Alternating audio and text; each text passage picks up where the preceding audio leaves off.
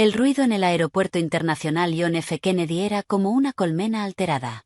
Emily Hayes estaba de pie junto a la pared de cristal de la terminal, observando cómo su mejor amiga Ashley desaparecía lentamente en la fila de embarque. El vuelo a Miami llevaba media hora de retraso, pero Ashley había insistido en que Emily no la esperara. «Vete a casa con Noah», le dijo mientras la abrazaba, asegurándole que se verían en una semana. Emily no tenía prisa por irse. Desde hacía varios meses, su casa ya no se sentía como un hogar. Ethan siempre llegaba tarde del bufete, alegando que tenía casos urgentes que terminar, y cuando estaba en casa, su mente parecía estar en otra parte. Siempre estaba abstraído, y ni siquiera la noticia de su embarazo había despertado la alegría que ella esperaba. Quizás solo esté estresado por el trabajo, pensó mientras acariciaba su vientre, aún apenas perceptible. A su edad, siendo médica de familia, estaba acostumbrada a analizar síntomas, pero cuando se trataba de su relación con su marido, su intuición profesional parecía desvanecerse. Decidió comprar una botella de agua antes de volver a casa, así que se dirigió a una cafetería en la zona de espera, y allí su mundo se vino abajo. En un rincón, casi oculto tras una columna, estaba sentado Ethan. Su marido, que la noche anterior le había dicho que al día siguiente viajaba por negocios a Chicago, estaba abrazando a una joven rubia con un llamativo traje rosa. La mujer se aferraba a él como dos adolescentes enamorados, no como simples compañeros de trabajo. Emily sintió que el suelo se hundía bajo sus pies, su pulso se aceleró, la boca se le secó. Retrocedió rápidamente tras la columna más cercana, esperando no haber sido vista. Ethan le decía algo a la mujer mientras le acariciaba la mano. Ella reía inclinando ligeramente la cabeza. Era Pamela. Emily reconoció de pronto a la asistente legal del despacho de su marido, la misma mujer de 25 años que Ethan mencionaba a menudo en sus conversaciones. Pamela tuvo una gran idea para agilizar el flujo de documentos. Pamela es brillante. Pamela se queda hasta tarde trabajando horas extra. Ahora quedaba claro qué era lo que agilizaron después del trabajo. Emily sintió una oleada de náuseas, no por el embarazo, sino por el peso aplastante de la traición. 5 años de matrimonio, un hijo y otro en camino, de 12 semanas. ¿Todo eso significaba tan poco para Ethan? Quiso acercarse, montar una escena, exigir explicaciones, pero algo la detuvo. Tal vez su instinto de supervivencia o su disciplina profesional de reunir toda la información antes de actuar. Se movió lentamente, ocultándose tras otros pasajeros, lo bastante cerca para oír la conversación. Pronto todo quedará resuelto, decía Ethan mientras acariciaba la mejilla de Pamela. En el juicio lo conseguiremos todo hasta el último centavo. ¿Y si sospecha algo?, preguntó Pamela con preocupación. Emily es demasiado confiada. Es médica, no abogada. No entiende las complejidades del derecho sucesorio, respondió él con una sonrisa despectiva. Además, ahora está embarazada. Emocionalmente inestable. Incluso si entendiera algo, ¿quién la creería? Emily apretó los dientes. Emocionalmente inestable. Le mostraría lo que era la inestabilidad. ¿Y si ve los documentos?, insistió Pamela. Los documentos, las pruebas, el testamento. Todo está en mi carpeta roja, y esa carpeta está en mi despacho. Ella no tiene acceso, dijo Ethan con seguridad. Después de la audiencia seremos millonarios. ¿Y tu esposa, tu hijo? Nos divorciaremos. Le dejaré lo suficiente para que no pase hambre. Me quedaré con el niño. Un niño necesita a su padre. Y el que viene en camino. Ethan se encogió de hombros. Ya veremos. Quizá ni siquiera llegue a término con todo este estrés. Emily sintió la sangre subirle al rostro. Ese hombre, el padre de sus hijos, planeaba destruir su vida con total calma, no solo abandonarla, sino robarla y arrebatarle a su hijo. Están llamando al embarque del vuelo a Miami, dijo Pamela poniéndose de pie. Miami, no Chicago. Otra mentira más. Ethan la besó en los labios, un beso largo y apasionado. Hacía más de un año que Emily no recibía un beso así. En una semana seremos libres y ricos, susurró él. Se levantaron y caminaron hacia la puerta de embarque. Emily los observó sintiendo que algo en su interior se rompía. No era el corazón, ese ya estaba entumecido. Lo que se rompió fueron sus ilusiones, la confianza, la fe en la familia. Pero cuando el dolor inicial disminuyó, fue reemplazado por algo distinto, una rabia fría y calculadora. Ethan había subestimado a su esposa. Sí, era médica y no abogada, pero era inteligente, observadora y tenía una memoria excelente, y sobre todo tenía algo que Ethan había perdido, conciencia y principios. La carpeta roja en el despacho, repitió mentalmente. Tenía una segunda llave en casa. Ethan se la había dado para emergencias. Parecía que la emergencia había llegado. Por primera vez en media hora, Emily esbozó una leve sonrisa. Ethan quería jugar.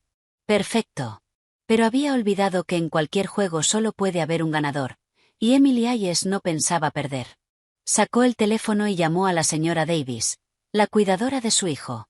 Señora Davis, soy Emily, ¿podría quedarse con Noah esta noche? Ha surgido algo urgente que debo atender. Sí, un asunto muy urgente. Era hora de descubrir qué contenía aquella carpeta roja. Cuando llegó a casa, Noah, de 4 años, la recibió en la puerta con un dibujo de mamá y papá de la mano junto a una pequeña figura. Mamá, mira, somos nosotros, la familia, dijo orgulloso. Emily se arrodilló y lo abrazó. ¿Cómo le explicaría que ya no había familia, que su padre había elegido a otra mujer y estaba dispuesto a quitárselo todo? Es precioso, cariño, dijo besándole la cabeza. ¿Dónde está papá? Dijo que me traería un juguete de su viaje de trabajo. A Miami, pensó amargamente. ¿Qué le traería? ¿Un anillo, una pulsera, o quizá ya le había regalado un billete hacia una nueva vida? La señora Davis, la anciana cuidadora que había ayudado a criar a Noah desde que nació, la miró con atención. Cariño, estás muy pálida, ¿ocurre algo? No es nada, solo estoy cansada, mintió Emily. Necesito ir al despacho de Ethan. Es urgente. ¿Puede quedarse con Noah hasta mañana? Claro. ¿Pero qué es tan urgente que no puede esperar a que vuelva? De verdad no puede. Le dio de cenar a su hijo, lo acostó y le leyó un cuento sobre un mago bueno que derrotaba a brujas malvadas. Noah se durmió sonriendo. Ojalá todo fuera tan sencillo como en los cuentos, pensó. A las 10 de la noche, Emily condujo hacia Park Avenue, donde estaba el bufete. Ethan era socio principal desde hacía 3 años, un puesto con alto salario, prestigio y respeto, todo lo que, según ella creía, había dado a su familia una vida cómoda. El despacho ocupaba 2 plantas de un rascacielos moderno. La oficina de Ethan estaba en la segunda planta, en una esquina del edificio, grandes ventanales, muebles de caoba, sillones de cuero, todo sólido, todo inspirando confianza. Aparcó en una calle lateral. La zona estaba casi vacía. Sacó la pequeña llave plateada con un llavero en forma de balanza de la justicia que ella misma le había regalado en su primer aniversario. La justicia por encima de todo, había dicho él entonces. Qué ironía cruel. La puerta se abrió con facilidad. Subió en silencio por la escalera de mármol hasta la segunda planta. El despacho olía a cuero y colonia cara. Sobre el escritorio, montones ordenados de documentos. En una esquina una caja fuerte y en la pared estanterías llenas de archivadores sin ninguna carpeta roja visible. Encendió la lámpara y comenzó su búsqueda. Revisó los cajones, papeles comunes, bolígrafos, sellos. En el cajón inferior encontró una memoria USB etiquetada como personal y la guardó. Luego fue al archivador, todo ordenado alfabéticamente, testamentos, escrituras, casos de herencias, pero ninguna carpeta roja. Miró detrás del cuadro moderno, en la caja fuerte, bajo la alfombra, hasta que su vista se detuvo en un pequeño armario en una esquina cerrado con un candado común. Extraño, pensó. Probó varias llaves del llavero de Ethan, la tercera encajó. Dentro había varias carpetas rojas perfectamente alineadas. Su corazón latía con fuerza. La primera estaba marcada como Andrade M., la segunda Castro P.N., ambas contenían testamentos que dejaban propiedades y grandes sumas de dinero a favor de Ethan Hayes. La tercera, Jennings C.S., ese apellido le resultaba familiar. Era el de su tía abuela Catherine, fallecida hacía 6 meses, sin hijos, que había planeado dejar su herencia a su única sobrina nieta. Al abrir la carpeta, Emily vio un testamento en el que todas las propiedades de Catherine, su apartamento en el Upper East Side valorado en $800,000, una casa en Berkshire y sus ahorros bancarios pasaban a Ethan Hayes como amigo cercano de la familia. «Bastardo», susurró. Ella misma había visto el testamento original de su tía, donde estaba claramente escrito que todos sus bienes se legaban a Emily Hayes, con firma, fecha y sello notarial. Ahora tenía delante un documento falso, muy bien hecho. Fotografió cada página y revisó las demás carpetas. Eran 7 en total, 7 testamentos falsificados por un valor superior a $7 millones. El fraude había comenzado hacía 3 años, justo cuando Ethan fue ascendido. Además encontró un segundo teléfono móvil de Ethan, que desbloqueó con la fecha de nacimiento de su hijo. Allí leyó mensajes entre Ethan y Pamela donde hablaban de engañar a ancianos, de una mansión en Greenwich, de comprar una villa en Italia, de cerrar el último caso, la herencia de su propia esposa, tras lo cual desaparecerían, divorcio, quedarse con el niño e irse a Italia. Emily sintió rabia y asco. No solo la engañaban, también robaban a ancianos indefensos. Fotografió todos los mensajes y abrió el portátil de Ethan, con la misma contraseña, la fecha de nacimiento de su hijo. Encontró esquemas del fraude, listas de víctimas, planes de blanqueo de dinero. Copió todo en la memoria USB. En una de las carpetas rojas halló una petición para retirarle la patria potestad sobre Noah alegando inestabilidad mental e incapacidad para cuidar del menor. El documento estaba fechado para el día siguiente. Primero la herencia falsa, luego quitarle al niño alegando que no estaba mentalmente apta tras perder el dinero. Pamela ocuparía su lugar. Eso no iba a suceder. Volvió a guardar todo y cerró el armario. Tenía pruebas. Conocía el plan enemigo. Era hora del contraataque. Salió bajo una llovizna ligera. A la mañana siguiente comenzaría la batalla real. Ethan esperaba una victoria fácil en los tribunales contra su confiada esposa. En cambio recibiría una lección inolvidable. Acarició su vientre prometiendo proteger a sus hijos. Al día siguiente llevó a Noah a la guardería y avisó que solo ella o la señora Davis podían recogerlo. Luego pidió una excedencia en la clínica y desde casa buscó abogados especializados en derecho de familia y penal. Llamó a Roth y Asociados. Constantine Roth, un hombre de unos 40 años, tras escuchar el resumen aceptó verla en 2 horas. Si todo es cierto, es un caso muy grave. También llamó a un investigador privado, Andrew Castle, solicitando información sobre Ethan Hayes y Pamela Serrano, especialmente su situación financiera y posibles cómplices. La tarifa estándar era de $5.000 por cada dossier completo y tardarían 3 días. Aceptó pagando urgencia. Luego comenzó a contactar a las familias afectadas, como Max Morales, nieto de Antonia Morales, explicándole que su abuela había sido víctima de fraude y que tenía pruebas. Las llamadas se repitieron con otros familiares. El daño total superaba los $20 millones. A la 1 de la tarde se reunió con el señor Roth, quien confirmó la magnitud del fraude, apropiación indebida, falsificación de documento público, abuso de poder, al menos 10 años de prisión. Le aconsejó denunciar ante la policía de Nueva York, organizar una demanda colectiva y solicitar el divorcio con custodia total. Emitirían orden de arresto internacional si intentaba huir. Emily salió aliviada. El plan estaba en marcha. En el banco comprobó que Ethan había retirado grandes sumas, preparándose para escapar, pero su cuenta personal tenía ahorros suficientes. En casa analizó los primeros datos del detective sobre Pamela Serrano, casada con Víctor Serrano, ingeniero de construcción, vivían en un pequeño apartamento en Queens, con deudas e ingresos modestos. Víctor no tenía ni idea de las actividades de su esposa. Otro cónyuge engañado, pensó Emily. ¿Cómo reaccionaría al enterarse de la infidelidad y de las actividades criminales de Pamela? Buscó el perfil de Víctor Serrano en redes sociales. Un hombre normal, de 30 años, fotos en el trabajo, fotos familiares con Pamela. En las más recientes, de hacía un mes, parecían una pareja feliz. Pamela abrazaba a su marido, sonriendo a la cámara, y un mes después estaba planeando huir con su amante. Emily le envió un mensaje privado a Víctor. Buenas tardes. Soy Emily Hayes. Necesito hablar con usted sobre su esposa, Pamela. Es un asunto que afecta a su familia. ¿Podríamos vernos esta noche? La respuesta llegó en media hora. ¿Qué ha pasado? Pamela está en un viaje de trabajo. No vuelve hasta dentro de una semana. Precisamente de eso tenemos que hablar. Parece que no todo es como usted cree. Víctor aceptó reunirse en una cafetería cerca de su casa a las 7 de la tarde. Emily recogió a Noah de la guardería, le dio de cenar y lo dejó con la señora Davis. El niño preguntó cuándo volvería papá y Emily respondió de forma vaga: pronto. La cafetería era un lugar pequeño y acogedor, con manteles de cuadros y olor a bollería recién hecha. Víctor Serrano ya estaba sentado en una mesa del rincón, mirando el reloj con nerviosismo. Era de estatura media, con un rostro amable y unos ojos preocupados.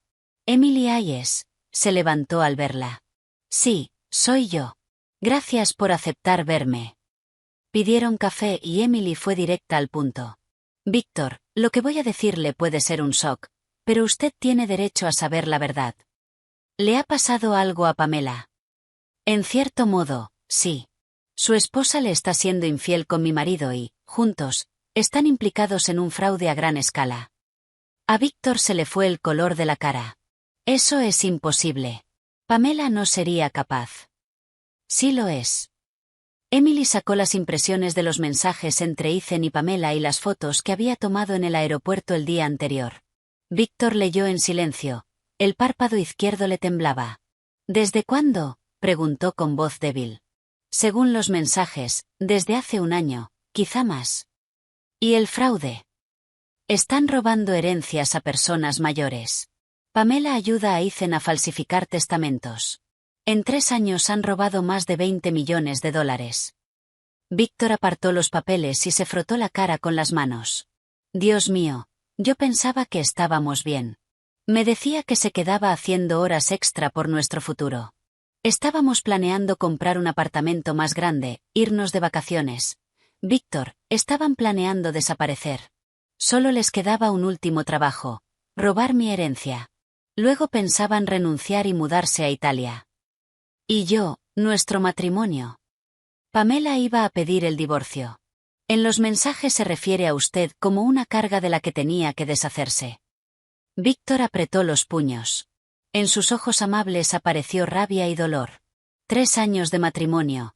Yo estaba loco por ella. Trabajé en 2 empleos para mantenernos, y ella. No pudo terminar la frase.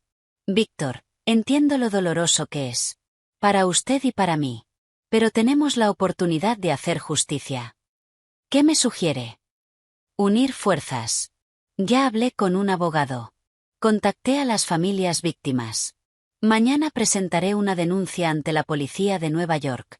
Usted puede ser testigo de la infidelidad y de la participación de Pamela en el fraude. ¿Y qué pasará entonces? Ethan se enfrenta a un mínimo de 10 años de prisión. Pamela perderá su trabajo, su reputación y posiblemente también irá a la cárcel. Todo el dinero robado volverá a sus verdaderos herederos, y nosotros podremos anular nuestros matrimonios en condiciones favorables. Víctor guardó silencio un largo rato, sopesándolo. Sabe, dijo por fin, yo me considero una buena persona. No deseo mal a nadie, ni siquiera a mis enemigos. Pero lo que hizo Pamela es una traición, no solo a mí, sino a todos esos ancianos a los que robaron. Entonces, ¿acepta ayudar? Sí, acepto. Hablaron otra hora afinando el plan. Víctor, además de decente, era práctico. Acordó vigilar a Pamela cuando regresara, grabar sus conversaciones y reunir más pruebas. Por cierto, dijo antes de irse, tengo copias de todos los documentos de Pamela: pasaporte, antecedentes, declaraciones de impuestos. Cuando pedimos el préstamo del apartamento, el banco lo pidió todo. Puede que sirva. Seguro que sí. Gracias, Víctor. Gracias a usted. Si no fuera por usted, yo seguiría viviendo una mentira, sin enterarme de nada, y Pamela, junto con su marido, seguirían robando. Intercambiaron números y quedaron en mantenerse en contacto. Emily tenía un aliado más contra los traidores. Al llegar a casa la esperaba una sorpresa. El detective Castle le envió un informe detallado sobre la situación financiera de Ethan y Pamela. Descubrió que en 3 años habían comprado varias propiedades a nombre de testaferros: un apartamento en Marvá, una casa en las montañas, un terreno en una urbanización a las afueras, todo pagado con dinero robado. Además, encontró cuentas en paraísos fiscales en Chipre y Suiza. El total de ahorros superaba los $7 millones. Ethan y Pamela se preparaban para una vida de lujo en el extranjero, pero no la tendrían, se prometió Emily. Se acostó tarde, pero durmió profundamente. Mañana empezaría el día más importante. Ethan y Pamela regresarían de su viaje de negocios y descubrirían que sus planes se habían derrumbado, y que Emily Hayes, de víctima, se había convertido en cazadora. Al día siguiente, Emily se despertó con la sensación de que hoy su vida cambiaría por completo. Afuera brillaba el sol, buena señal. Desayunó con Noah, lo llevó a la guardería y fue a la comisaría central de la policía de Nueva York.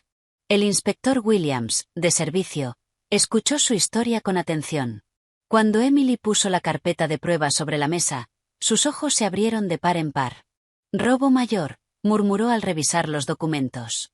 Esto da para una organización entera. Vuelven del extranjero pronto. Si no actuamos, podrían escapar. Entendido. Pasaré el caso a la detective Vargas. Gritó por el pasillo y entró María, una mujer de unos 40 y tantos, traje formal, mirada de quien no se anda con juegos. ¿Qué tenemos?, preguntó sentándose. Williams le resumió. Vargas tomó los documentos y empezó a estudiarlos con interés profesional. Buen trabajo, dijo tras 10 minutos. Emily, ¿de dónde sacó material tan detallado? Descubrí por accidente los planes de mi marido y decidí investigar por mi cuenta. Entrar en la oficina de otra persona es un delito. Usé la llave que mi marido me dio personalmente y no me llevé documentos. Solo los fotografié. Vargas asintió. Técnicamente tiene razón. Además, el beneficio público de su acción es evidente. Abriremos el caso y ordenaremos el arresto. En cuanto su marido pise el país, lo detendremos. Hay base suficiente. Emily firmó la denuncia y dio una declaración detallada. El proceso duró 3 horas. Al salir, sintió que la ley estaba de su lado. La siguiente parada fue el despacho del señor Roth.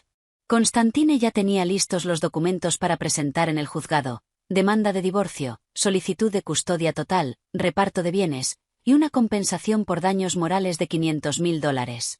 No es demasiado. No. Con la infidelidad, el intento de quitarle su herencia y arrebatarle a su hijo, incluso es poco, pero los tribunales son conservadores. Rara vez conceden cifras tan altas, así que al menos dejamos una base. Hablaron de la estrategia. Roth se mostraba optimista. Con esas pruebas, el resultado estaba prácticamente asegurado. A las 3 de la tarde, Emily se reunió con representantes de las familias víctimas.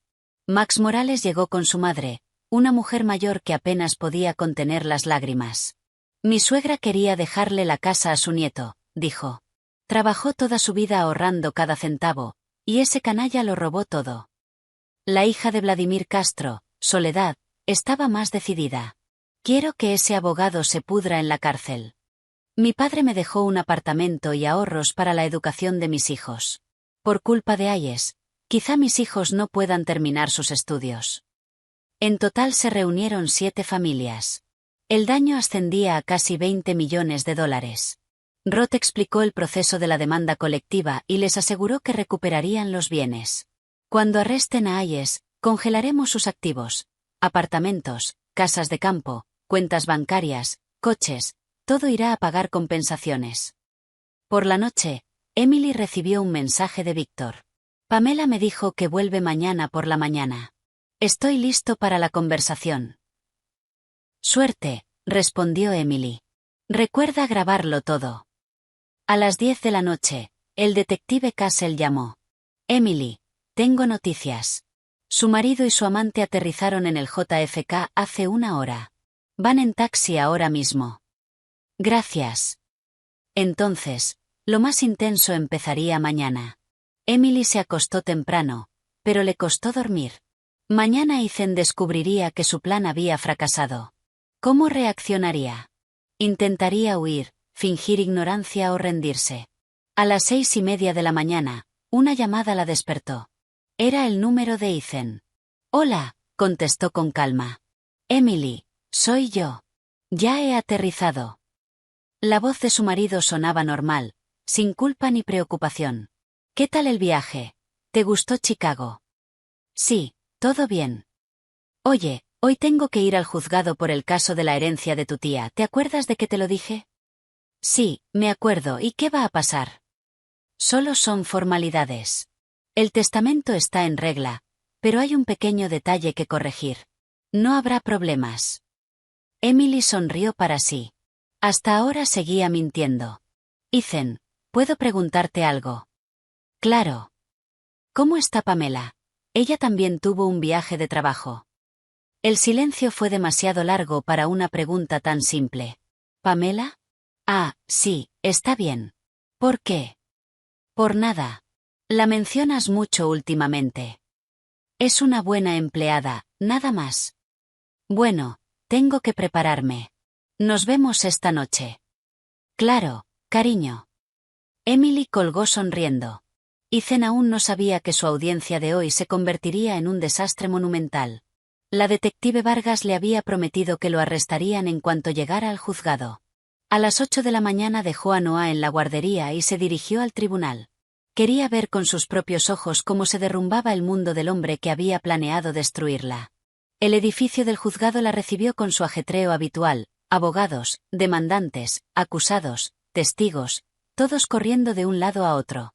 Emily localizó la sala donde se vería el caso de la herencia de Catherine Jennings. A las 9:30 llegó Ethan, con su mejor traje, un maletín de documentos, confiado y sereno. A su lado caminaba Pamela, con un vestido negro discreto. Su actitud era profesional, pero Emily vio cómo Ethan le rozaba la mano a escondidas. «Conseguiremos el último millón y seremos libres», le oyó decir. «Sí, libres del dinero, del trabajo, de la reputación», pensó Emily. A las 10 de la mañana, la vista no comenzó. La jueza, Elena Macarena, ya estaba informada de que en la sala habría un criminal a punto de huir del país y que debía ser arrestado de inmediato. Ethan y Pamela estaban dentro. Emily también entró, acompañada por el señor Roth. Ethan vio a su esposa y palideció. «Emily, ¿qué haces aquí?» «Defender mis derechos, cariño. El derecho a la herencia de la tía Catherine que pensabas robar». «¿De qué estás hablando? ¿Qué pruebas?» «Pruebas de que falsificaste el testamento y de tu fraude sistemático». «Eso es absurdo», Ethan se levantó. «Soy un abogado con reputación impecable». «Impecable, hasta ayer», respondió Emily con calma. En ese momento, entraron dos personas de paisano. La detective Vargas y un agente. Ethan los vio y retrocedió. «Ethan Hayes», dijo Vargas. «Queda detenido por los delitos de robo mayor y falsificación de documento público. Tiene derecho a guardar silencio». «¿Qué? Se están equivocando». Pamela se levantó, pero el segundo agente ya se acercaba a ella. «Pamela Serrano, queda detenida como cómplice». «Yo no hice nada», gritó ella. «Fue idea suya». «Eso lo hablará en comisaría», respondió el agente, indiferente. Le pusieron las esposas a Ethan. Él miró a Emily con shock e incomprensión. «Emily, ¿qué está pasando? Esto es un error, ¿verdad?» «No hay ningún error, Ethan. Querías robarme y quitarme a mi hijo, pero calculaste mal. Resulta que no soy la esposa tonta y crédula que creías. Pero somos una familia». «La familia terminó cuando decidiste engañarme con Pamela, y sobre todo cuando empezaste a robar a ancianos indefensos». Se llevaron a Ethan y a Pamela fuera de la sala. Pamela lloraba. Ethan caminaba en silencio, con la cabeza gacha. La jueza aplazó la vista hasta que se aclararan las circunstancias. «Enhorabuena», dijo Roth estrechándole la mano. «El primer golpe fue directo». «Gracias, pero esto solo es el comienzo. Queda mucho trabajo». Al salir del juzgado, Emily sintió una paz extraña. La venganza se sirve fría, y hoy Ethan había probado el primer bocado. El arresto de Ethan y Pamela solo fue el inicio de una cascada de revelaciones. Emily volvió a casa con el ánimo alto, aunque sabía que lo más duro aún estaba por llegar. Al mediodía, Víctor llamó. Su voz sonaba cansada y confusa. «Emily, Pamela no ha vuelto a casa. Estoy preocupado». «Víctor, siéntese. Lo que voy a decirle le va a doler». Le contó lo ocurrido en el juzgado. Víctor escuchó en silencio, suspirando de vez en cuando. «Así que, ¿la arrestaron?» «Sí. Está en un centro de detención ahora mismo, junto a mi casi exmarido». «¿Exmarido?», Presenté el divorcio esta mañana. Después de lo que hizo, no hay futuro. ¿Y qué pasará con Pamela? Depende de muchas cosas. Si coopera con la investigación y testifica contra Ethan, quizá le caiga una condena suspendida. Si se mantiene firme, se enfrenta a varios años como cómplice de un fraude de esta magnitud, de 3 a 7 años de prisión. Víctor se quedó callado un largo rato. «Sabe», dijo al fin, «pensé que sentiría pena por ella, pero no. No solo me engañó a mí, engañó a toda la gente a la que robaron. Que la ley se encargue». «Víctor, la detective querrá hablar con usted. Su testimonio es importante». «Por supuesto, estoy dispuesto a ayudar». Por la tarde, Emily recogió a Noah. El niño preguntó dónde estaba papá, y ella respondió con honestidad: «Papá hizo algo malo. Ahora tiene que responder por ello. Y volverá. No pronto. Quizá nunca vuelva. Ahora solo estaremos tú y yo. Tú, yo, y todo va a estar bien». Noah asintió como un pequeño filósofo de 4 años. «Mami, tú no me vas a dejar, ¿verdad?» «Nunca, amor. Mami nunca te va a dejar». Al día siguiente comenzó el trabajo de verdad. La detective Vargas citó a Emily para una declaración detallada que duró 4 horas. Al final, Vargas dijo: «Emily, gracias a usted hemos destapado un esquema enorme.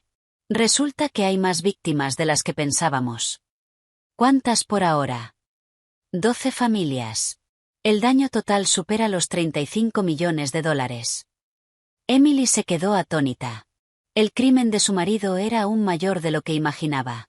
Y los cómplices, aparte de Pamela Serrano, hemos identificado a 2 más: el tasador inmobiliario Andrew Cabrera y la agente inmobiliaria Tatiana Navarro. Ayudaban a gestionar las operaciones con las propiedades robadas. También los arrestarán. Ya los arrestamos anoche. Tras el interrogatorio, Emily fue directa a ver a su abogado. Roth la recibió con buenas noticias. El juzgado había admitido a trámite la demanda de divorcio y, dadas las circunstancias, el proceso sería rápido, y la custodia también. Ethan perdería sus derechos parentales por el arresto y el proceso penal. Noah se quedaría con ella. Y en cuanto a las propiedades, todos los activos de Ethan estaban congelados.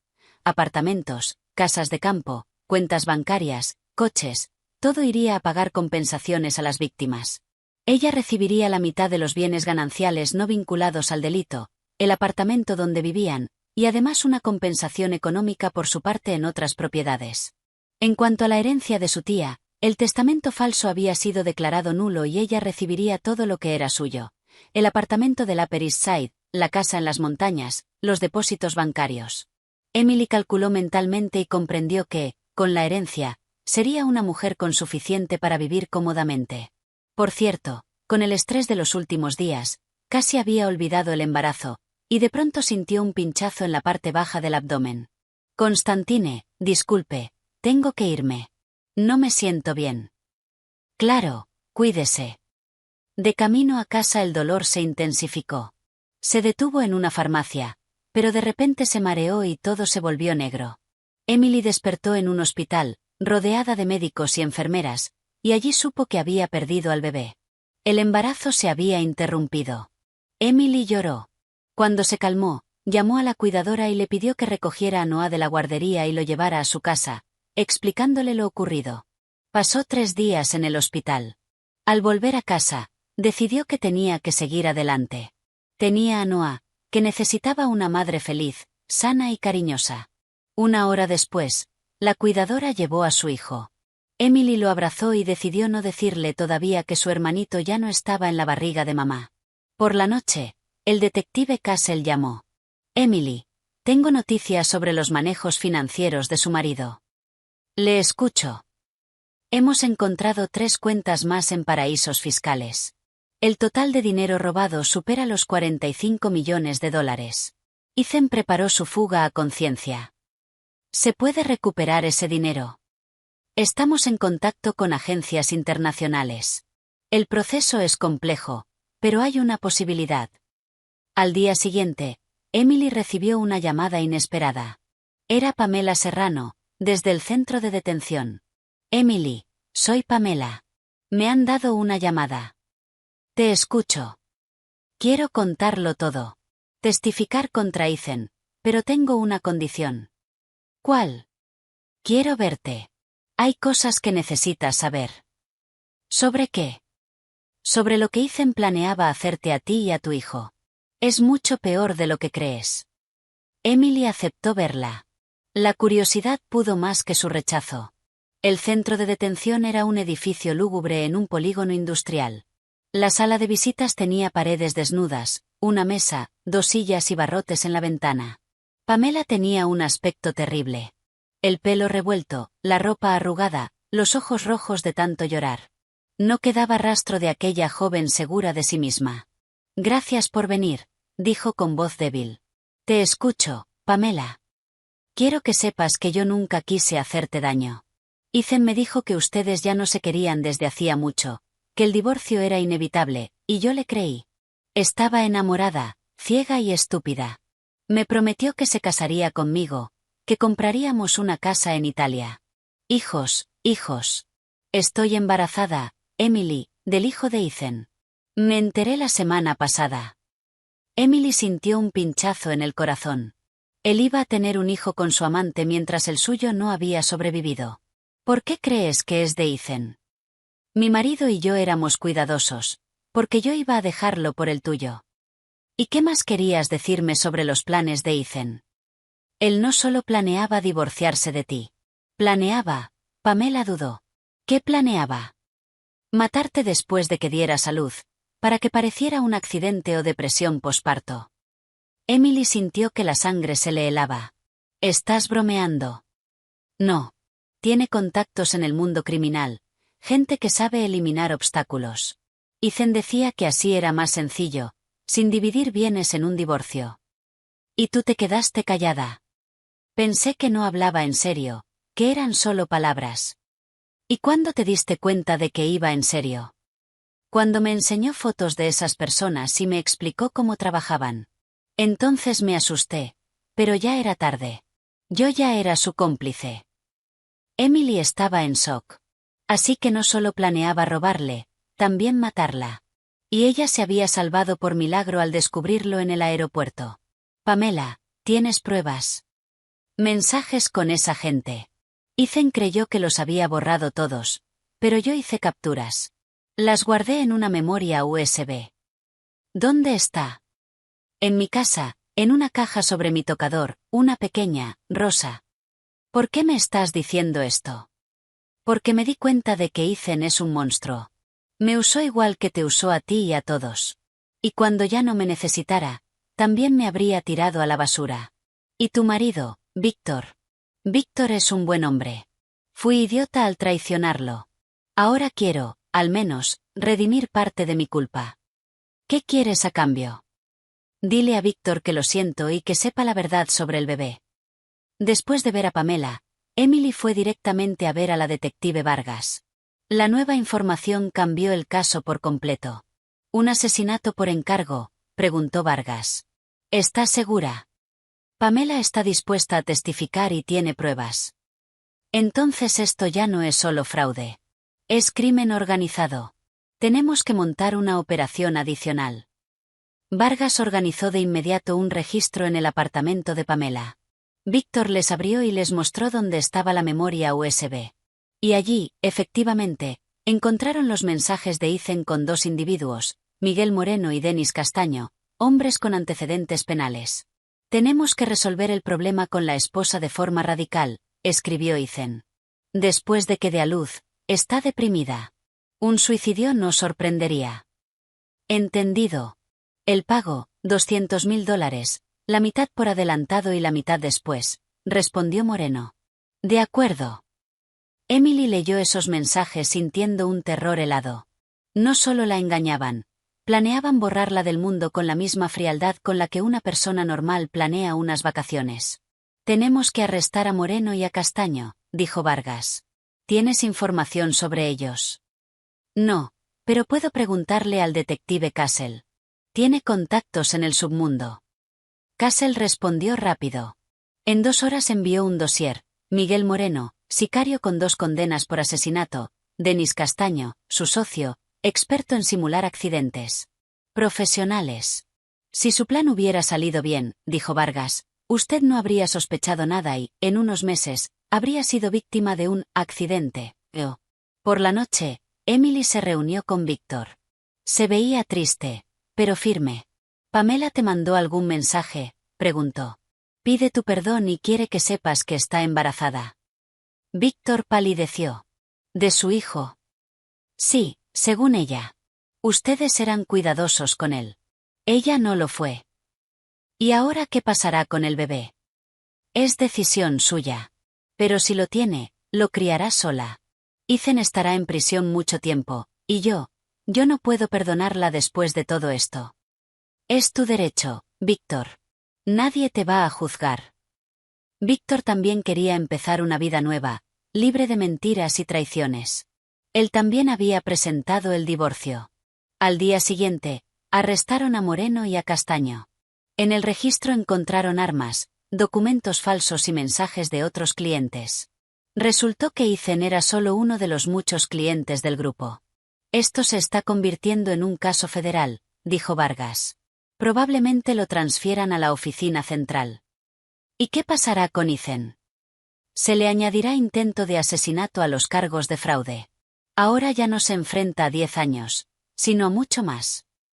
Emily sintió una satisfacción extraña. La justicia se imponía por completo.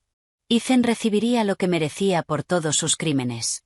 Una semana después del arresto de Moreno y Castaño, la investigación subió a otro nivel. Emily recibió una citación, pero no la esperaban en el despacho de Vargas, sino en una gran sala de conferencias.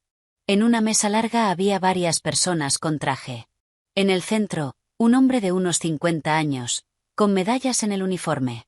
Emily, le presento al coronel Samuel Black, jefe de la Unidad contra el Crimen Organizado, dijo Vargas. Tome asiento.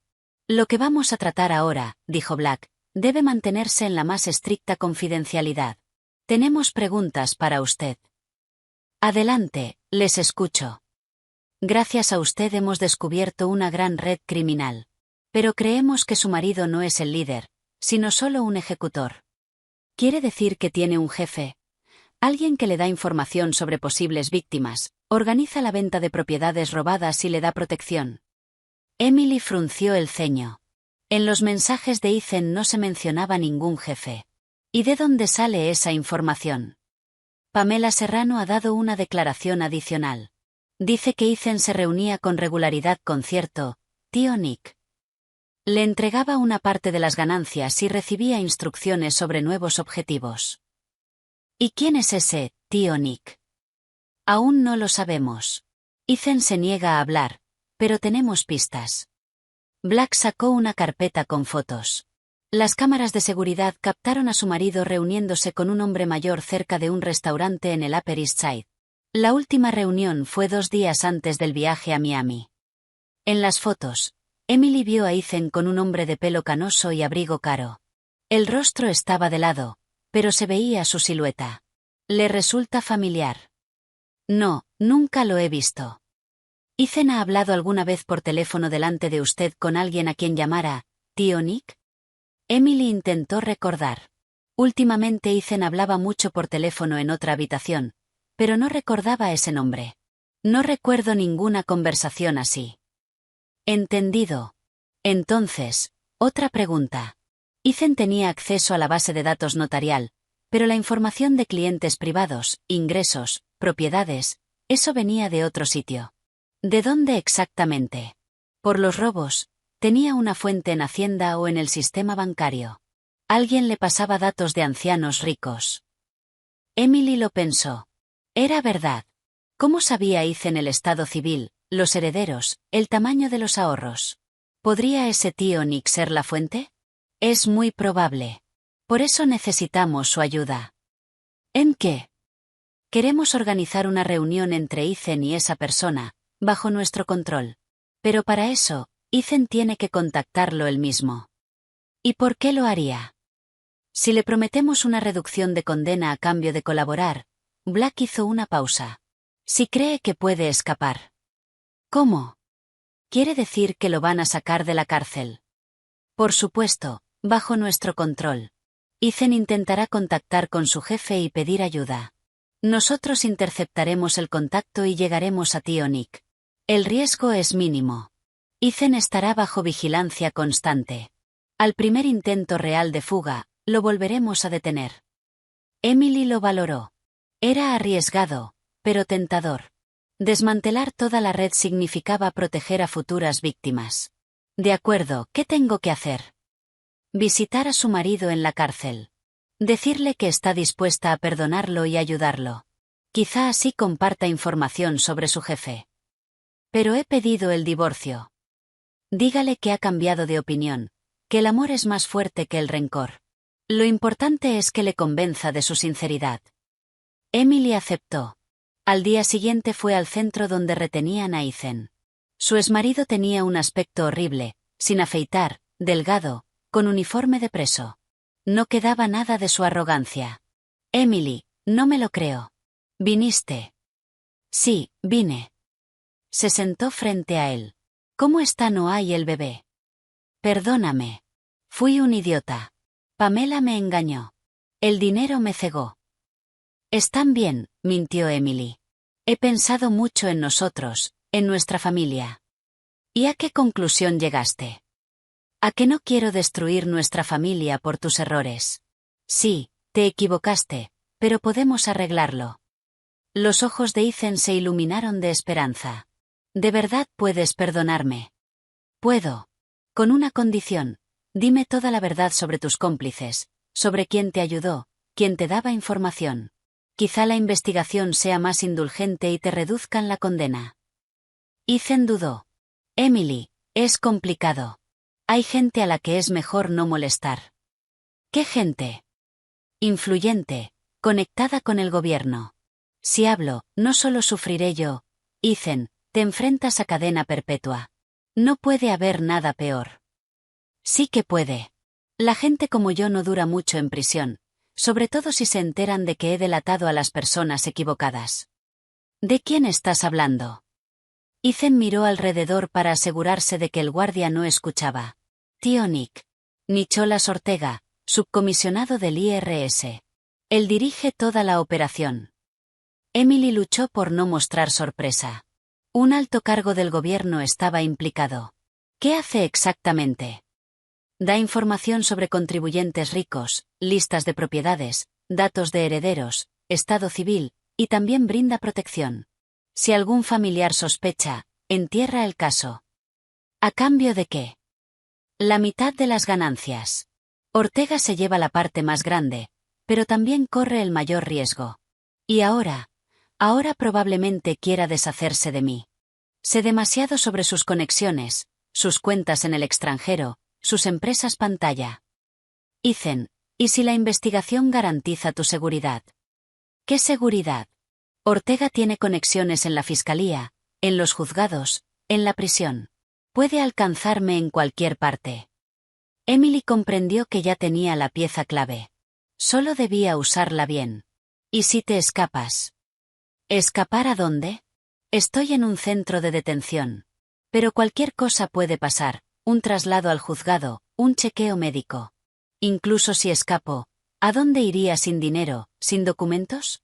Si consigo ver a tío Nick, él me ayudará si le sigo siendo útil. Ortega solo me ayudaría a esconderme si le sirvo. Y ahora soy un riesgo y una carga. Pero si le ofreces algo valioso, ¿cómo qué? Información sobre la investigación, que saben y que no saben. Ethan lo pensó. Quizá tengas razón. Si le cuento cómo va la investigación y le advierto del peligro, puede que me ayude a huir del país. Intenta contactarlo desde aquí. Todas las llamadas están vigiladas. Solo a través de un abogado o pasando una nota a un compañero. Ethan la miró con recelo.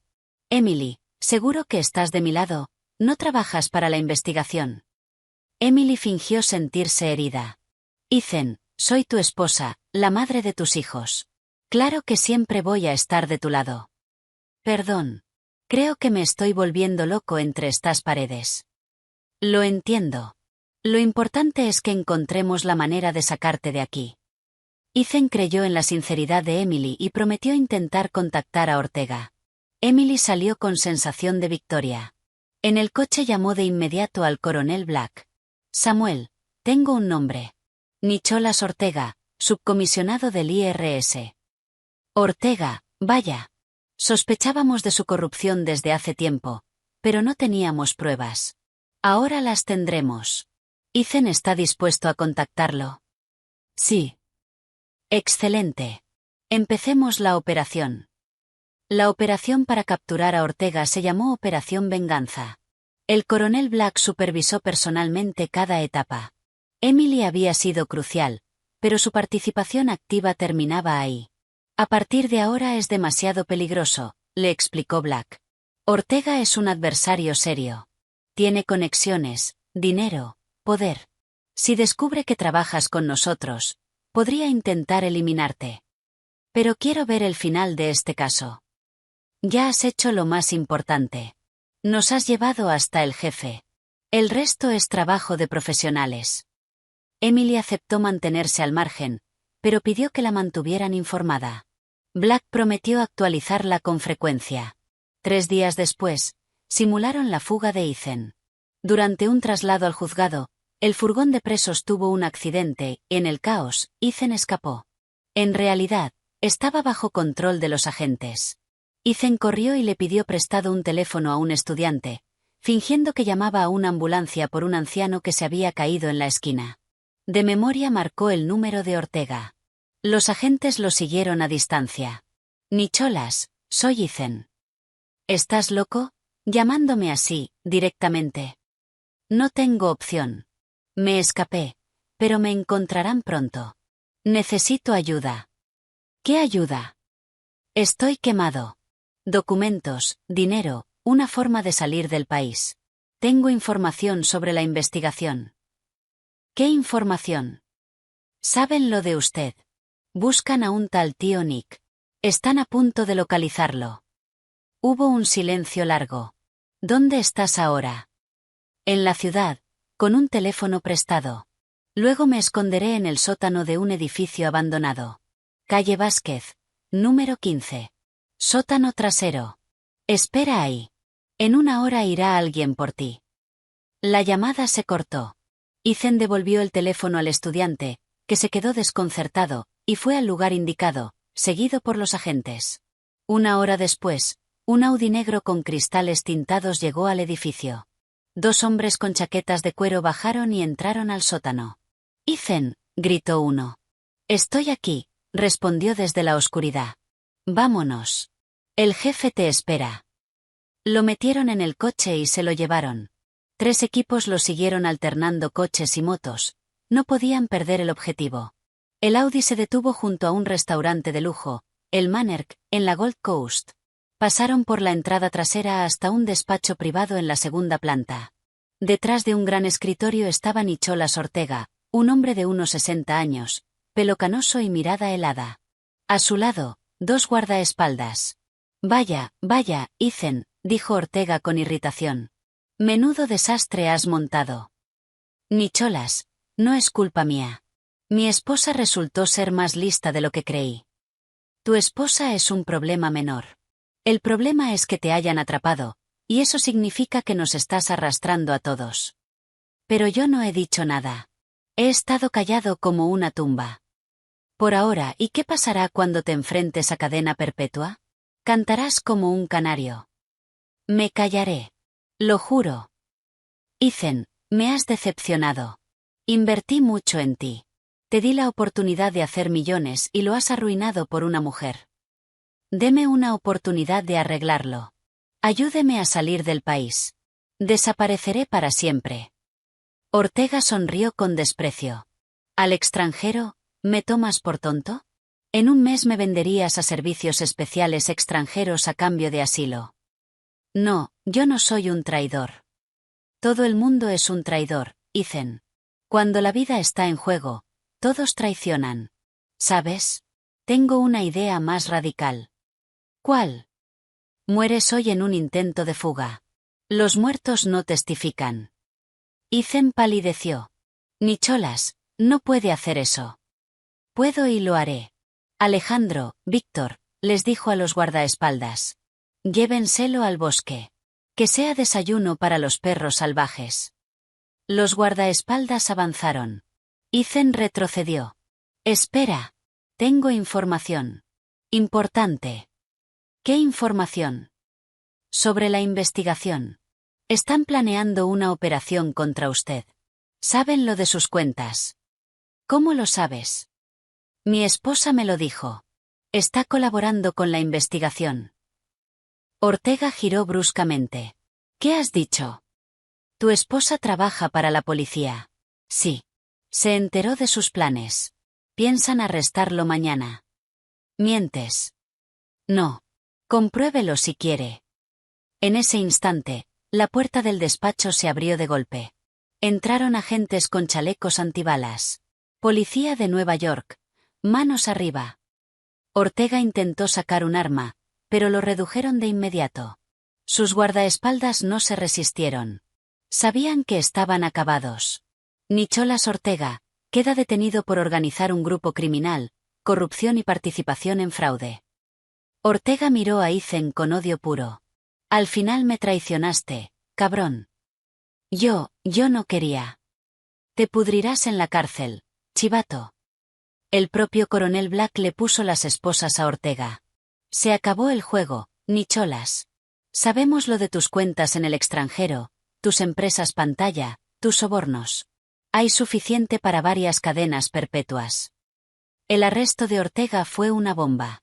Un funcionario corrupto, el cerebro de un esquema criminal que había robado más de $1.000 millones al Estado. Casos así abrían portadas. Emily lo vio en la televisión. Ethan y Ortega esposados, imágenes de los registros, comentarios de expertos. La justicia había triunfado. Por la noche, el coronel Black llamó. Emily, la operación fue un éxito. Gracias a ti hemos desmantelado el mayor esquema de corrupción de los últimos años. ¿Y qué pasó con los otros cómplices? Todos detenidos. Ortega, su gente en el IRS, los agentes inmobiliarios, los tasadores, toda la red ha caído. ¿A cuántos años se enfrentan? Muchos. El tribunal lo decidirá. Y en cuanto a las indemnizaciones, todos los bienes están congelados. Las familias víctimas recibirán compensación completa. Una semana después se celebró la vista del divorcio de Emily y Ethan. El proceso duró media hora. Dadas las circunstancias, el tribunal no vio motivo para mantener el matrimonio. Al salir del juzgado, Emily se sintió ligera. Un capítulo oscuro de su vida había terminado. Por delante, un nuevo comienzo. Víctor Serrano también se había divorciado. Pamela firmó todos los documentos sin oponer resistencia. Fue condenada a 3 años gracias a su cooperación con la investigación. Decidió tener al bebé. Pasaron 6 meses desde el arresto de Ethan. La vida de Emily cambió por completo. Recibió la herencia de su tía, vendió el apartamento y compró una casa grande en una urbanización a las afueras de Nueva York, un lugar tranquilo con jardín, donde Noah, que ya tenía 5 años, podía jugar. Trabajaba en una pequeña clínica privada, buen ingreso, horarios flexibles, y tiempo de sobra para su hijo. Noah se adaptó rápido a la nueva vida. Los niños, en general, se adaptan fácilmente a los cambios. Fue a una nueva guardería, hizo amigos en el vecindario, y dejó de preguntar por su padre. «Mami, ¿tendré un papá nuevo?», preguntó una vez durante la cena. «No lo sé, cariño, ¿te gustaría?» «Quiero uno que sea bueno y que no nos haga daño». «Si algún día tenemos un papá nuevo, te aseguro que será bueno». Emily no mentía. Después de todo lo vivido, se había vuelto muy cautelosa con los hombres. La confianza había que ganársela. Víctor Serrano empezó a visitar su casa con frecuencia. Al principio venía por cosas prácticas, arreglos, reparaciones, ayudar con lo que hiciera falta. Luego las visitas se hicieron más frecuentes y menos profesionales. Víctor resultó ser un hombre maravilloso, honesto, fiable, trabajador, y conectó con Noah desde el primer momento. El niño se acercaba a él, como si percibiera su sinceridad y su bondad. «Tío Víctor, ¿puedes ser mi papá?», le preguntó Noah un día. Víctor se sonrojó y miró a Emily. «Eso no me toca decidirlo a mí, Noah. Eso lo deciden los adultos. Pero yo quiero que seas mi papá. Tú eres bueno». Por la noche, cuando Noah ya dormía, Emily y Víctor hablaban en la cocina con un café. Emily, tengo que decirte algo, empezó él, dudando. Te escucho. Me encanta venir aquí. Me encanta estar contigo y con Noah. Me siento en casa. A mí también me gusta tu compañía. Quiero decir que se detuvo. Víctor, dilo. Estoy enamorado de ti. Sé que puede sonar extraño. Los dos hemos pasado por una traición, pero creo que podemos superarla.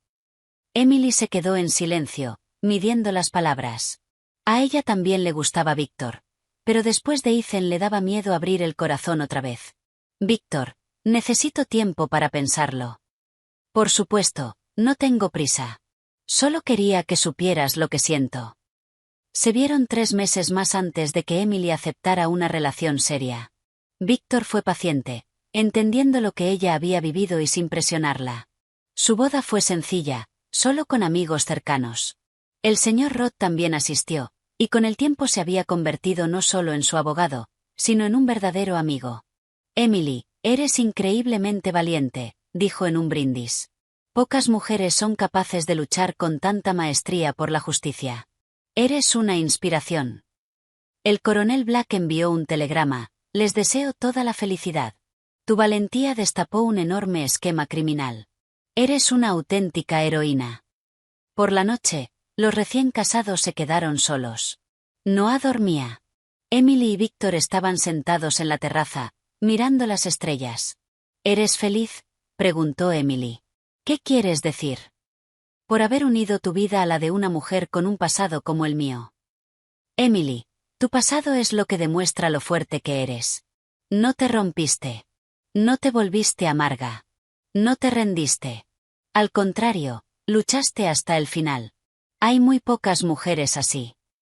¿Y no te da miedo que yo vuelva a descubrir algo?, bromeó ella. Estoy aterrorizado, respondió Víctor en serio. Por eso siempre voy a ser honesto contigo. Me dolería más engañarte que cualquier otra cosa. Se rieron. En el año que llevaban conociéndose, Víctor nunca le dio un motivo para dudar. Era un libro abierto, sin secretos, sin dobles vidas. El juicio de Ethan, Ortega y sus cómplices fue cubierto ampliamente por los medios. Lo llamaron el caso del siglo y una victoria de la justicia. Emily asistió a todas las sesiones como víctima y testigo. Ver a Ethan de nuevo era doloroso, pero necesario. Esa historia tenía que cerrarse. Ethan estaba irreconocible. Había adelgazado, encanecido, y sus ojos habían perdido el brillo. No quedaba nada del abogado arrogante. En su testimonio intentó justificarse varias veces. Yo no quería hacerle daño a mi esposa. Estaba confundido. Me influenciaron. ¿Influenciado por quién?, preguntó el fiscal. Por Ortega. Me obligó a entrar en el esquema. Me amenazó. Y el intento de asesinato de su esposa también lo obligó a eso. Yo no iba a matarla. Eran solo palabras. Tenemos mensajes con el sicario. Usted pagó un adelanto de $100,000. Ethan se quedó en silencio. No tenía sentido seguir justificándose. Las pruebas eran aplastantes. Ortega, en cambio, se mantuvo más digno. No se justificó, no culpó a nadie. Guardaba silencio o respondía con monosílabos. ¿Admite su culpabilidad?, preguntó la jueza en parte. ¿En qué exactamente? En corrupción. Lo demás, que lo decida el tribunal. El juicio duró 3 meses. Durante ese tiempo interrogaron a decenas de testigos y revisaron cientos de documentos. La sentencia fue dura. Nicholas Ortega fue condenado a cadena perpetua. Ethan Hayes a 31 años de prisión. Pamela a 3 años. Al salir del juzgado, Emily sintió alivio. Por fin, la historia había terminado. Ethan ya no volvería a engañar, robar ni traicionar. Afuera, Víctor la esperaba con Noah. ¿Qué tal fue?, preguntó Víctor abrazando a su esposa. Se acabó. Le han caído 31 años. Es mucho tiempo. Es justo.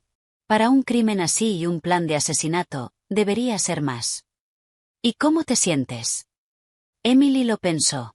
¿Qué sentía en realidad? Alegría, satisfacción, ¿Lástima? Paz, respondió al fin. Se hizo justicia. Ahora podemos seguir. Esa noche, en casa, celebraron el final del juicio con una celebración familiar sencilla. Brindaron con una copa de vino tinto por la nueva vida. En poco más de un año, todo había cambiado. De esposa engañada, Emily había pasado a ser una mujer felizmente casada. De víctima, a heroína. De alguien a quien casi le roban y matan, a alguien que llevó justicia a muchas familias. Pasaron 5 años desde el arresto de Ethan. Durante ese tiempo, la vida de Emily se estabilizó por completo. Siguió trabajando. Su reputación como médica era impecable. Los pacientes apreciaban su profesionalidad y su humanidad. Y su familia creció. Hace 3 años, ella y Víctor tuvieron una hija, Anna. Se convirtió en el centro del universo. Noah adoraba a su hermanita y ayudaba a sus padres a cuidarla. Ahora tenemos una gran familia, decía Víctor mirando a los niños en la mesa, justo como siempre soñé. Emily también era feliz. Después de tantas pruebas, valoraba aún más el calor del hogar, la lealtad, la felicidad simple de la maternidad. Ethan cumplía condena en una prisión de máxima seguridad. En 5 años, nunca escribió, llamó ni intentó ver a su hijo. Noah casi había olvidado a su padre biológico. Para él, su padre era Víctor. ¿Dónde está mi papá de verdad?, preguntó una mañana. Vive muy lejos, respondió Emily. Hizo algo malo y ahora lo está pagando. ¿Y va a volver? No pronto. Y aunque vuelva, no tendremos contacto con él. ¿Por qué? Porque hizo daño a nuestra familia, y de las personas que te hacen daño tienes que mantenerte lejos. Noah asintió como un pequeño filósofo. Los niños entienden más de lo que los adultos creen. Pamela cumplió su condena y se mudó a otra ciudad. Según rumores, se casó. A Emily ya no le interesaba su destino. Ese capítulo estaba cerrado. A Ortega le añadieron otra condena por intentar sobornar a la administración penitenciaria. Las familias víctimas recibieron compensación completa. Muchas siguieron siendo amigas de Emily, agradecidas por su ayuda. En su cumpleaños, Max Morales vino con su esposa, Soledad Castro con sus hijos. Ya no eran simples conocidos, sino amigos de verdad. Salvaste a nuestra familia, dijo la madre de Max. Si no fuera por ti, habríamos perdido la casa que nos dejó nuestra abuela. Yo solo me estaba defendiendo, respondió Emily. Y ayudar a los demás salió de forma natural. El señor Roth también era un visitante frecuente. Los unía no solo una amistad profesional, sino una personal. Emily, tú me cambiaste la vida, confesó una vez. Trabajar en tu caso me mostró que el derecho puede ser no solo un negocio, sino un servicio a la justicia. ¿Y qué cambió? Ahora tomo casos no solo de clientes ricos. Ayudo a gente sencilla que ha sido víctima de estafadores. Eso es maravilloso. Significa que nuestra historia trajo algo bueno, no solo para nuestra familia. De vez en cuando, el coronel Black llamaba para preguntar por la familia. ¿Cómo estás, Emily?, decía. Muy bien, Samuel. Vivimos tranquilos, criando a los niños, y sin historias de crímenes. Ya no. No más. Gracias a Dios. Qué pena. Serías una gran detective. Gracias, pero prefiero curar a la gente que atrapar criminales. En el 5º aniversario del arresto de Ethan, la familia fue a su casa de campo. Pasaban allí fines de semana y vacaciones, junto al río, recibían invitados y organizaban reuniones familiares. Mami, cuéntame la historia del tío malo, pidió Anna, que ya tenía 3 años, sentada en el regazo de Emily. ¿Qué tío malo?